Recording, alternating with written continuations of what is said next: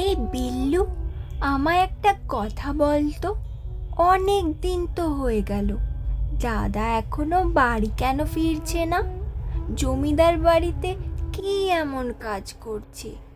আচ্ছা বিল্লু, এমনটা হয়নি তো যে দাদা জমিদার বাড়িতে কোনো বিপদে পড়েছে? যদি এমন হয় তাহলে আমরা কি করে জানবো বলতো? আচ্ছা, আমরা যদি জমিদার বাড়িতে যাই তাহলে কেমন হয়? না না, পড়ি দিদি, সেটা যে বড়ই ঝামেলার। ওরা যদি আমাদেরকে দেখে ফেলে তাহলে তো তোমার ক্ষতি করে দিতে পারে। আমরা যদি জমিদার বাড়িতে লুকিয়ে যাই আর কোনোভাবে ধরা পড়ে যাই, ওরা আমাদের ভীষণ মারবে। তাহলে এখন উপায় কি? দাদার খোঁজ কি করে আনবো? তোমার কাছে কোনো বুদ্ধি আছে নাকি, যে জমিদার বাড়িতে ধরাও পড়লাম না, আবার দাদার খোঁজ আনতেও যেতে পারলাম? এখন তো কোনো উপায় মাথায় আসছে না পরি দিদি, তবে ভাবলে একটা উপায় ঠিক হয়ে যাবে। তুমি এত দুশ্চিন্তা করো না। দুশ্চিন্তা না করে উপায় কি বল দেখি? রাত পোহালেই যে রাখি বন্ধন, আমি কি দাদাকে রাখি পরাবো না বলতো? আমার যে কিছুই ভালো লাগছে না। তুই একটা কিছু ভাব।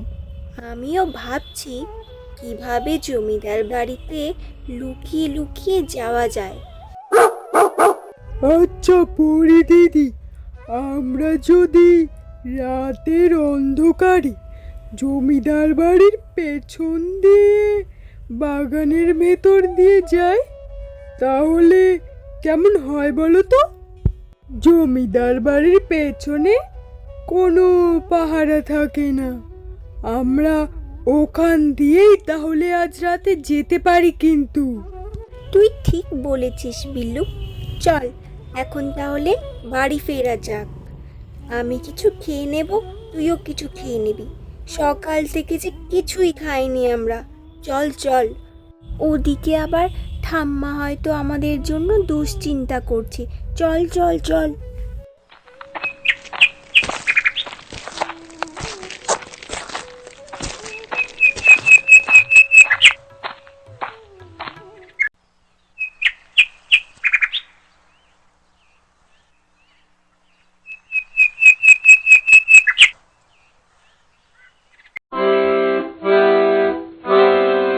ওরে বিল্লু, তাড়াতাড়ি পা চালিয়ে চল।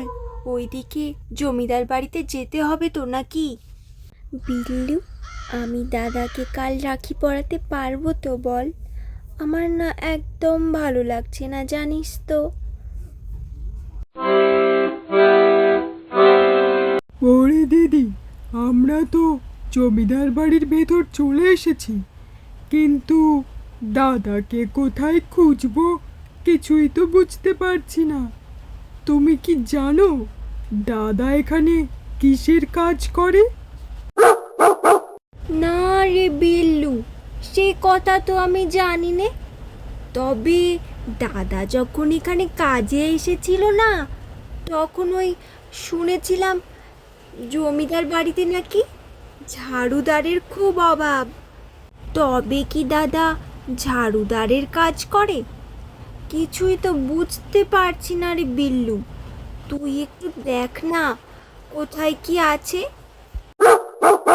ঠিক আছে পড়ি দিদি, তুমি এখানে দাঁড়াও, আমি দেখছি দাদাকে কোথায় পাই। তুমি দাঁড়াও এখানে, আমি এখনই আসছি। তুমি কিন্তু কোথাও যেও না যেন।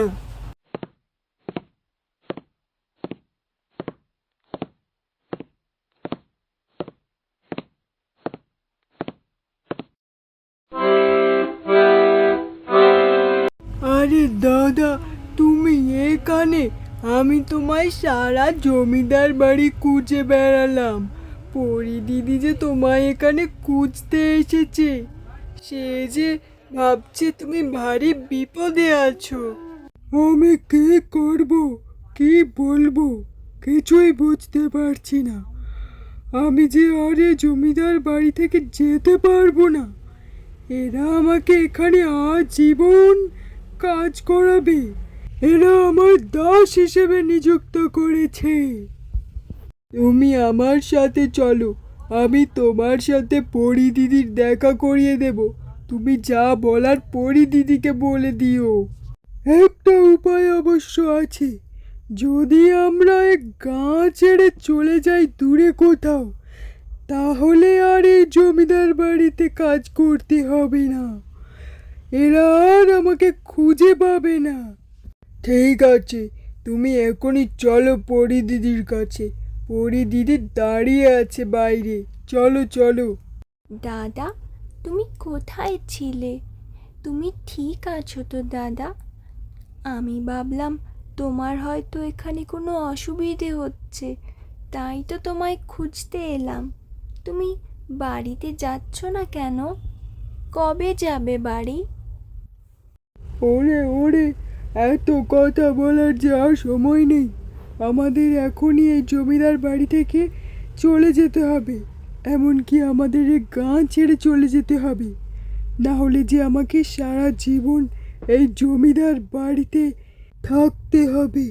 তাই চল চল, ওসব কথা আমি তোকে পরে বুঝিয়ে বলবো। এখনই চল, আগে তাড়াতাড়ি বাড়ি যাই আমরা। চল চল। ঠিক আছে দাদা, চলো আমরা পেছনের রাস্তা ধরে চলে যাই, কেউ টের পাবে না। চলো চলো।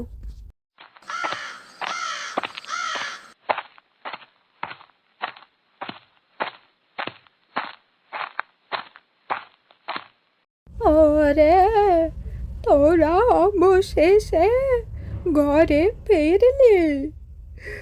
তোরা যে আমায় কি দুশ্চিন্তায় ফেলে যাস না, কি বলবো তোদের। চল চল, অনেক রাত হয়েছে, এবার ঘরে চল দেখি। কিছু মুখে দিয়ে ঘুমিয়ে পড়। আরে ঠাম্মা, তোমায় এখন এত কিছু বুঝিয়ে বলতে পারবো না। এখন কেউ কিচ্ছু খাবে না। তাড়াতাড়ি সমস্ত পুঁটলি গুছিয়ে নাও। আমাদের এই গাঁ ছেড়ে চলে যেতে হবে এই রাতের মধ্যে, নইলে যে জমিদার বাড়ির লোকেরা দাদাকে আটকে রাখবে। ওরে, এ কি কথা বলছিস রে পরি? আমার যে কিছুই মাথায় ঢুকছে না। কি বলছিস? জমিদার বাড়ির লোকেরা তোর দাদাকে আটকে রেখেছিল মানে? তোর দাদা তো সেখানে কাজ করতে গেছিল। আমার যে কিছুই মাথায় ঢুকছে না, আমায় একটু বুঝিয়ে বল দেখি। ওহো ঠাম্মা, এখন যে তোমায় সব বুঝিয়ে বলতে গেলে অনেক দেরি হয়ে যাবে। হয়তো এতক্ষণে জমিদার বাড়ি থেকে আমাদের খুঁজতেও শুরু করে দিয়েছে। তুমি তাড়াতাড়ি পুঁটলিগুলো গুছিয়ে ফেলো, আমাদের এখনই রওনা দিতে হবে, নইলে যে অনেক বড় সর্বনাশ হয়ে যাবে। তোমার এখন এসব বুঝে কোনো কাজ নেই। আমি তোমায় কাল সব কিছু ঠান্ডা মাথায় বুঝিয়ে বলবো। এখন তাড়াতাড়ি সব কিছু গুছিয়ে নাও দেখি, তাড়াতাড়ি চলো চলো। ঠিক আছে বাপু, ঠিক আছে। পড়ি, তুই ঘরে এসে আমায় একটু সাহায্য কর দেখিনি। আমি একা একা এই বয়সে পারবো নাকি? আয় আয়, আমার সাথে ঘরে আয়। দাদা, আজ আমি খুব খুশি। অবশেষে আমি তোকে আজ রাখি পরাতে পারবো।